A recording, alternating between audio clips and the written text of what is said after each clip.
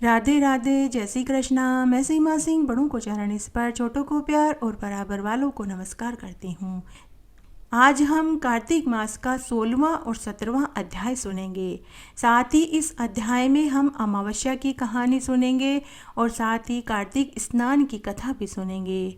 अब तक मैंने आपको 15 अध्याय सुनाए हैं। आशा करती हूँ आपको सभी अध्याय अच्छे लग रहे होंगे। अगर आपको यह अध्याय भी अच्छा लगे तो इसे ज़्यादा से ज़्यादा लाइक करें, अपने दोस्तों और रिश्तेदारों में ज़रूर शेयर करें। और आपसे एक करुण रिक्वेस्ट है कि अगर अभी तक आपने मेरे चैनल को सब्सक्राइब नहीं किया है तो कृपया मेरे चैनल को सब्सक्राइब करें ताकि मेरा आगे आने वाला वीडियो सबसे पहले आपको मिले। धन्यवाद। आइए अब हम कार्तिक मास का 16वां और 17वां अध्याय सुनते हैं। राजा पृथु नारद मुनि से बोले कि हे देव ऋषि, यह तो आपने महाप्रभु शंकर की बड़ी अद्भुत कथा सुनाई।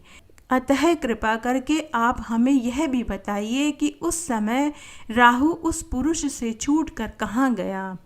नारद मुनि बोले कि हे राजन, उससे छूटने पर वह बर्बर नाम से विख्यात हो गया और मानो नया जन्म पाकर उसने अपने आप को धन्य मान लिया तथा वह धीरे धीरे जलंधर के पास पहुंच गया। वहां उसने शंकर भगवान की पूरी बात बताई। उसे सुनकर दैत्यराज को बड़ा क्रोध आया और उसने सब दैत्यों को सेना सजाने का आदेश दिया। काल नेमी, शुंभ निशुंभ सभी महाबली दैत्य तैयार होने लगे। एक से एक महाबली दैत्य करोड़ों की संख्या में निकलकर युद्ध के लिए तैयार हो गए। महाप्रतापी सिंधु पुत्र शिवजी से युद्ध के लिए निकल पड़ा। उसके आगे महर्षि शुक्राचार्य और छत्रसिर राहु हुआ। उसी समय जलंधर का मुकुट सरक कर धरती पर गिर पड़ा और आकाश में काले काले मेघ छा गए। उस समय अनेक अपशकुन हुए। उधर इंद्र आदि सभी देवताओं ने एकत्र होकर कैलाश पर जाकर महादेव जी को सारा वृतांत कहा और यह भी कहा कि आपने जलंधर से युद्ध करने के लिए जो भगवान विष्णु को भेजा था, लेकिन भगवान विष्णु माता लक्ष्मी के सही जलंधर के अधीन होकर उनके ही घर में निवास कर रहे हैं। अब देवताओं को भी उसके यहाँ निवास करना पड़ रहा है। अब वह सागर पुत्र आपसे युद्ध करने के लिए आ रहा है, अतः आप उससे हमारी रक्षा करें। देवताओं से यह सब सुनकर शंकर भगवान ने भगवान विष्णु से पूछा कि हे ऋषिकेश, युद्ध में आपने जलंधर का संहार क्यों नहीं किया और बैकुंठ को छोड़कर आप उसी के घर में कैसे रहने के लिए चले गए। तब भगवान विष्णु ने हाथ जोड़कर महादेव जी से कहा कि हे देव, उसे आपका अंशी या लक्ष्मी जी का भाई होने के कारण नहीं मारा। वह बड़ा ही वीर और देवताओं से अजय है। मैं सत्य कहता हूँ कि उसे कोई भी नहीं मार सकता। इस पर मुग्ध होकर मैंने स्वयं उसके घर में रहने का वर दे दिया, इसलिए मैं उसके घर में लक्ष्मी जी और देवताओं के सहित रहता हूँ। तब महादेव जी बोले कि हे सुरवीर ये विष्णु, आप ये क्या कहते हैं। उस दैत्य जलंधर को तो मैं अवश्य मारूंगा, इसमें कोई संदेह नहीं है। अब आप सब देवता जलंधर को मेरे द्वारा ही मरा हुआ जानकर अपने अपने स्थान को पुनः आ जाइए। जब शंकर भगवान ने ऐसा कहा तो सभी देवता संदेह रहित होकर अपने अपने स्थान को चले गए। ठीक उसी समय पराक्रमी जलंधर अपनी विशाल सेना के साथ कैलाश पर्वत को घेर कर सिंहनाद करने लगा।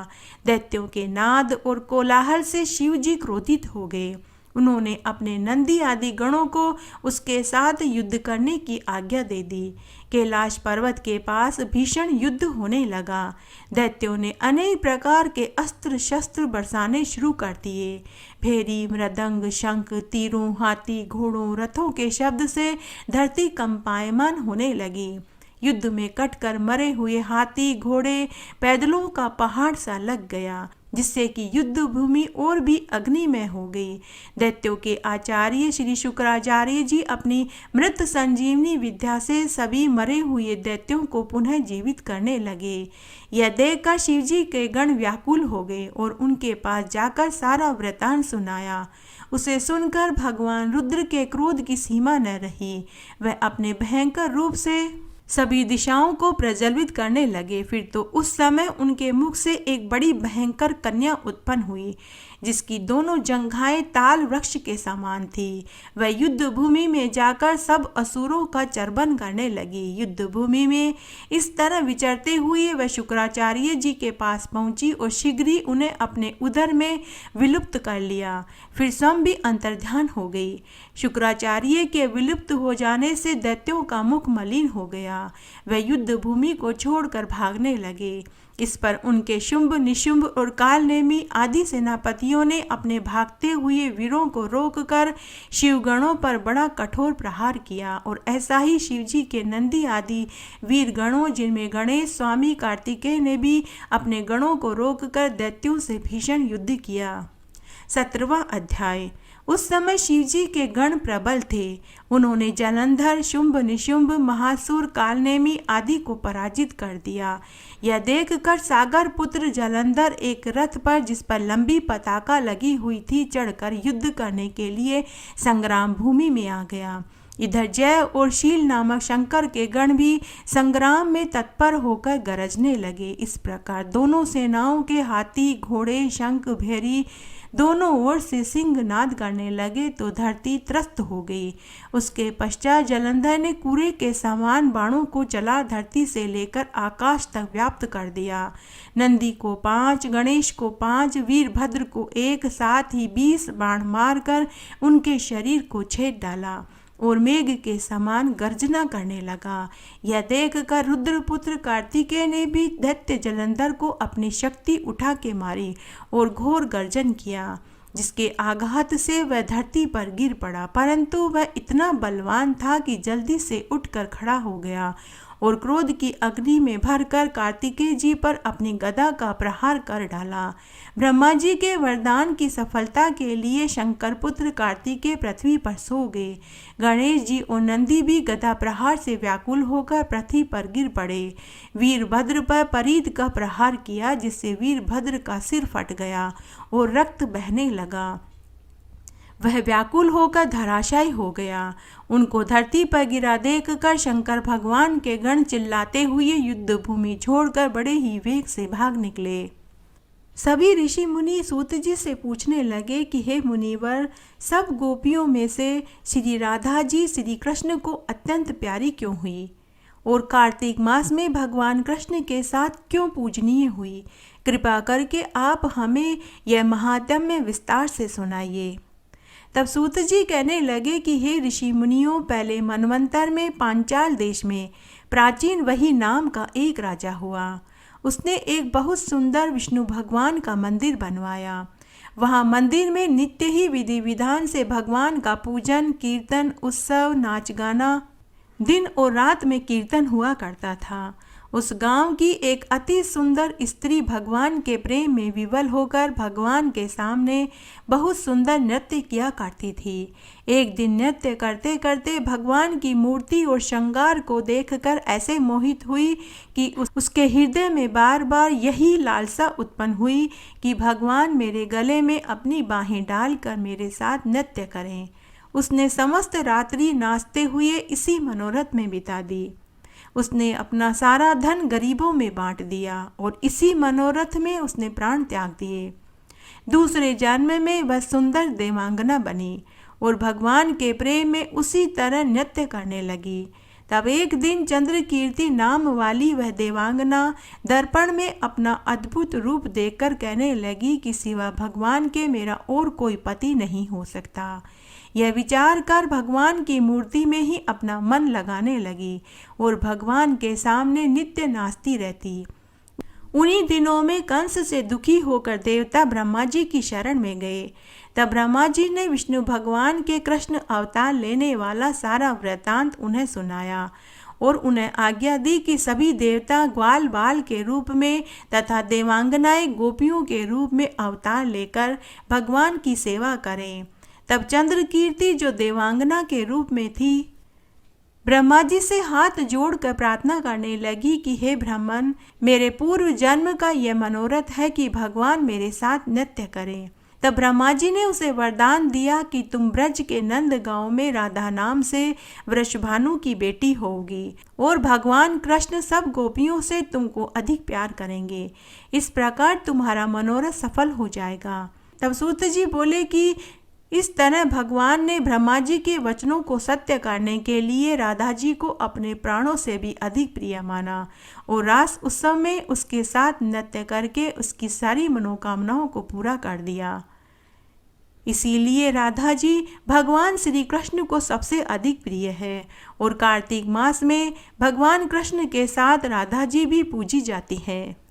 आगे सभी ऋषि मुनि सूत जी से पूछने लगे कि हे मुनिवर, भगवान महादेव कैलाश पर्वत पर हमेशा जाप और तपस्या की मुद्रा में रहते हैं। वे किसके नाम का जाप करते हैं, जबकि वे तो स्वयं भगवान हैं। फिर उन्हें किसी देवता को भजने की क्या आवश्यकता है? कृपा करके आप हमें यह विस्तार से बताइए कि भगवान महादेव किसके मंत्रों का जाप करते हैं। तब सूत जी बोले कि हे ऋषि मुनियों, इस संबंध में मैं तुम्हें एक कथा सुनाता हूँ। एक बार माता पार्वती जी भी शिव जी से पूछने लगी कि हे महाराज, आप यह रुद्राक्ष की माला हाथ में लेकर किसका जाप करते हैं? मेरे मन में बहुत संदेह है, क्योंकि आप तो सब प्राणियों को उत्पन्न करने वाले तथा सभी के स्वामी हैं। आपके न तो कोई माता पिता है, न कोई भाई बंधु है, न ही कोई सगा संबंधी है। मैं तो आपसे बढ़कर और किसी को जानती भी नहीं हूँ। आप बड़ी श्रद्धा और भक्ति से किसके नाम का जाप करते हैं, किसके नाम की तपस्या करते हैं? हे महाराज, आपसे बढ़कर और कौन से बड़े देवता हैं जिनको आप सदैव जपते हैं? हे भगवान, यदि मैं आपकी अर्धांगिनी हूँ तो कृपा करके मुझे ये भेद बताइए। हे ऋषि मुनियों, शंकर भगवान ने माता पार्वती के इन वचनों को सुना तो वे कहने लगे कि हे कल्याणी, मैं प्रतिदिन हजारों नामों का सारभूत हरि का स्मरण करता हूँ। हे पार्वती, 7वें अवतार सहित राम नाम को जपता हूँ और उस हरि के उत्पन्न हुए 24 गुणों के सारभूत ओम, जो प्रणव है, बड़ा फल देने वाला है, उस ब्रह्म रूप सनातन 12 अक्षरों का मंत्र ओम नमो भगवते वासुदेवाय सहित 3 अक्षर ए ऊ मैं अर्थात ओम सहित तीनों शक्तियों के सहित अनुवार वाले प्रणव से ओम में सदा जप माला से जपता हूँ। यही ओम वेदों का सार है, नित्य निर्मल शांत अमृत तुल्य है, सब कलाओं से बढ़कर संसार का आधार, संसार में रमा हुआ ब्रह्मांड को उत्पन्न करने वाला, व्यापार रहित, नाम लेने वाले के करोड़ों पापों को भस्म करने वाला, निराकार रूप वाला है, जिसे जानकर मनुष्य संसार के बंधन से छूट जाता है। ओम सहित 12 अक्षर मंत्र जपने वाले के करोड़ों पापों को भस्म करने के लिए दावाग्नि बन जाता है। 12 अक्षर मंत्र का जप अशुभ कर्मों के नाश करने वाला तथा करोड़ों जन्मों के पश्चात इस पर अभ्यास प्राप्त होता है। इससे बढ़कर मोक्ष का और कोई उपाय नहीं है। वह ज्ञान तीनों लोकों में मुख्य है। विशेषकर कार्तिक मास में जो प्राणी ब्रह्म ज्ञान या इच्छित फल देने वाले 12 अक्षर का आश्रय लेता है, मन कर्म वचन से 12 अक्षर सहित द्वारवती चक्र का पूजन करता है, वह संसार में फिर कभी जन्म नहीं लेता, वह आवागमन के चक्र से छूट जाता है। जो वैष्णव 12 महीनों के नाम शालग्राम मूर्ति में मानकर स्तुति करते हैं, उनके समस्त पाप नष्ट हो जाते हैं। प्रतिदिन उसको 12 दिन का फल प्राप्त होता है, क्योंकि 12 अक्षर का मंत्र का फल तो कहाँ भी नहीं जा सकता। 1000 मुख से शेष, चतुर्मुख से ब्रह्मा जी भी इसका वर्णन नहीं कर सकते। यह महामंत्र है, इसका जप ध्यान स्तुति करनी चाहिए। यह महामंत्र अनेकों पुराणों और वेदों का रहस्य है। इसके जपने से प्रत्येक मास में शुभ फल मिलता है, परंतु कार्तिक मास में विशेषकर पापों के नाश करने वाला है। सब स्मृतियों में भी इसी 12 अक्षर महामंत्र का जाप बतलाया गया है। सूत जी आगे बोले कि हे ऋषि मुनियों, उसके बाद महादेव जी माता पार्वती जी से बोले, मनुष्यों को वांछित सिद्धि इसी मंत्र से प्राप्त होती है। जैसे पुण्य दान से यम यातनाएं छूट जाती है, वैसे ही सब वर्ण तथा आश्रय वालों को ओम सहित इस द्वादशाक्षर महामंत्र के जप से तथा ध्यान से मोक्ष की प्राप्ति हो जाती है। शूद्र तथा स्त्रियों को बिना प्रणव के जपना चाहिए। उनके लिए तो राम नाम ही आराधना करने योग्य है। राम इस 2 अक्षर के मंत्र का जाप सब पापों को दूर करने वाला है। मनुष्य को चाहिए कि चलते फिरते उठते बैठते राम नाम का कीर्तन करे। ऐसा करने वाला इस लोक में सुख और ऐश्वर्य भोग कर मरने के बाद शंकर भगवान के गण बन जाते हैं। राम यह 2 अक्षर का मंत्र करोड़ों मंत्रों से बढ़कर है। सब प्राणियों के पापों का नाश करने वाला है, परंतु कार्तिक मास में तो अनंत फल को देने वाला है। यह पवित्र कार्तिक मास में भक्त लोग ही इसका जाप करते हैं। जो लोग कार्तिक मास में भगवान राम के नाम का जप करते हैं, वे भगवान के तुल्य हो जाते हैं। उन्हें यम यातना नहीं भोगनी पड़ती। संसार में राम नाम से बढ़कर और कोई चीज पढ़ने वाली नहीं है। जो लोग राम नाम के सहारे रहते हैं, उन्हें यम के मार्ग का कष्ट नहीं भोगना पड़ता। जो भूत प्रेत दोष मनुष्यों को विघ्न करते हैं, राम नाम का उच्चारण करते ही ये नष्ट हो जाता है। इसमें संदेह की कोई बात नहीं है। वही आत्मा रूप समस्त जड़ चेतन प्राणियों में रमा हुआ है। यही मंत्र राम समस्त भय और रोगों को दूर करने वाला है तथा युद्ध में विजय दिलाने वाला, सभी कार्यों को सिद्ध करने वाला है। रामचंद्र राम राम यह महामंत्र सारे तीर्थों का फल स्वरूप तथा ब्राह्मणों की इच्छा पूर्ण करने वाला है। यह 2 अक्षर का मंत्र राम संसार में सब कार्यों को सिद्ध करने वाला है। गणों के समूह देवता लोग भी इस नाम को गाते रहते हैं। सूत जी आगे बोले कि हे ऋषि मुनियों, भगवान महादेव कहते हैं कि हे पार्वती, तू भी सदा राम नाम का स्मरण किया कर। जो राम नाम को जपता है वह सब पापों से छूट जाता है। हजारों नाम लेने से जो पुण्य फल मिलता है वह मात्र राम का नाम लेने से ही मिल जाता है। कार्तिक मास में राम नाम के जाप का तो 10 गुना फल मिलता है। राम ही सारे संसार में व्याप्त है तथा आत्मा रूप में सभी जीवों में भी वही राम स्मरण किया हुआ प्राणियों के जन्म जन्मांतर के छोटे बड़े पापों को जलाकर भस्म कर डालता है। इसलिए कार्तिक मास में राम नाम के जाप का अनमोल फल प्राप्त होता है। अगर आप अमावस्या का व्रत करते हैं, पूजन करते हैं, तो साथ में आपको कहानी भी सुननी चाहिए। इससे व्रत और पूजा का पूरा फल मिलता है। आइए अब हम 3 पनौती अमावस्या की कहानी सुनते हैं। एक गांव में एक ननद भौजाई रहती थी। ननद शादी होकर ससुराल चली गई। वहां उसकी सास ने अपनी बहू को 3 पनौती अमावस्या का व्रत झिलवा दिया। शादी के 4-5 साल में ही उसे 3 पुत्र पैदा हुए। घर में खूब बरकत होने लगी। अन्न धन के भंडार भर गए। सभी सुखी जीवन बिता रहे थे। ननद जब भी अपने 3 पुत्रों को लेकर तीज त्योहार और वार त्योहार पर मायके जाती तो उसकी भावज उसके बच्चों को देखकर बहुत खुश हो जाती थी, क्योंकि उसे औलाद सुख नहीं मिला था।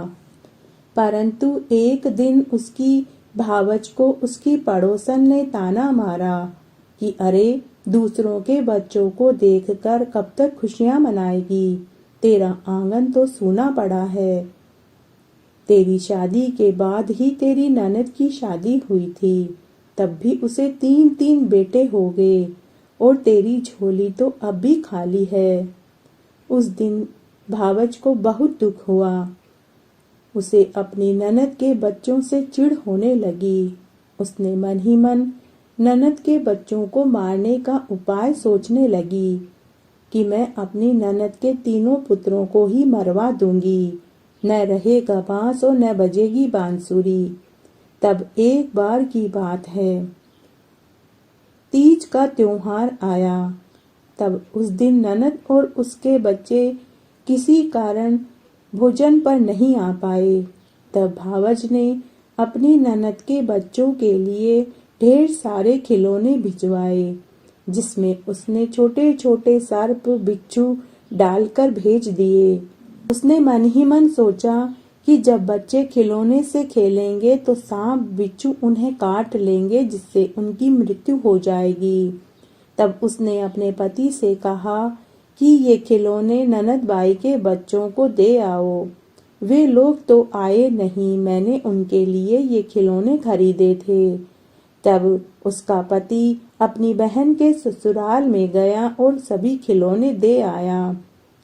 तब ननद ने अपने बच्चों से कहा कि अरे बच्चों, देखो तुम्हारी मामी ने मामा के हाथ तुम्हारे लिए ढेर सारे खिलौने भिजवाए हैं। बच्चे खिलौने देखकर बहुत खुश हो गए। दूसरे दिन भावज इंतजार करने लगी कि अभी ननद के बच्चों के मरने की खबर आएगी, लेकिन पूरा दिन निकल गया, कोई नहीं आया। इस तरह 10-15 दिन बीत गए। तब भावज ने अपनी ननद के बच्चों के लिए नए नए कपड़े भिजवाए और उनमें सांप बिच्छू डाल दिए और मनी मन सोचने लगी कि अब की बार जब ननद के बच्चे नए नए कपड़े पहनेंगे तो जरूर सांप बिच्छू उन्हें काट लेंगे और वे तीनों ही मर जाएंगे। भाई वापस अपने भांजों को कपड़े दे आया। बच्चे मामा से नए नए कपड़े पाकर बहुत खुश हुए और उन्होंने नए नए कपड़े पहने। दूसरे दिन भावज सोचने लगी कि आज तो जरूर ननद के बच्चों के मर जाने की खबर आएगी, लेकिन पूरा दिन बीत गया। जैसा उसने सोचा था वैसा कुछ नहीं हुआ। भावज सोच में पड़ गई कि मेरे दोनों उपाय बेकार चले गए। हो सकता है कि सांप बिच्छू रास्ते में ही निकल जाते होंगे, घर तक पहुंचते ही नहीं होंगे। फिर उसने घी व मावे के लड्डू बनाए और उनमें जहर डाल दिया और मनी मन सोचने लगी कि इस बार तो ननद के बच्चे लड्डू खाते ही मर जाएंगे। फिर से उसने अपने पति के हाथ घी और मावे के लड्डू अपने ननद के बच्चों के लिए भिजवाए। भाई वापस अपने भांजों के लिए लड्डू दे आया। बच्चे लड्डू खाए तो वे अमृत बन गए, क्योंकि ननद 3 पनौती अमावस्या का व्रत करती थी। भगवान महादेव व माता पार्वती उन बच्चों को बचा रही थी। दूसरे दिन भावज घर के चबूतरे पर आकर बैठ गई कि आज तो जरूर ननद के बच्चों के मरने की खबर आएगी, लेकिन फिर से पूरा दिन निकल गया, कोई नहीं आया। भावज के शरीर पर तो सांप लौटने लगा। उसने अपने पति से कहा कि सुनो जी, ननद बाई व उनके बच्चों से मिले बहुत दिन हो गए हैं, मुझे बच्चों की बहुत याद आ रही है। आप कल उन्हें कुछ दिनों के लिए हमारे घर ले आओ, ताकि हमारा भी मन लग जाएगा। तब पति दूसरे दिन अपनी बहन व तीनों भांजों को घर ले आया। भावज अपनी ननद और उसके बच्चों को देखकर बनावटी हंसी बनाकर के बोली कि बाई जी, मुझे तो बच्चों की बहुत याद आ रही थी। तब एक दिन भावज ने एक अन्य उपाय बनाया। घर का सारा काम करने के बाद जब दोपहर में सब सो रहे थे तो भावज ने अपनी ननद से कहा कि बाई जी, आप आराम कीजिए, मैं बच्चों को लेकर तालाब तक घूम आती हूँ। तब ननद ने कहा कि ठीक है भाभी, चले जाओ। तब भावज ननद के तीनों पुत्रों को तालाब में ले जाकर ढकेल आई और घर आ जाती है। ननद ने पूछा कि भाभी, बच्चे तुम्हारे साथ ही गए थे, लेकिन तुम तो अकेली आई हो। तो भावज बोली कि बाई जी, वो बाहर खेल रहे हैं, अभी आ जाएंगे। उधर वहां तालाब के पास एक बड़ पीपल का पेड़ था, जिसकी जड़ें तालाब में फैली हुई थी।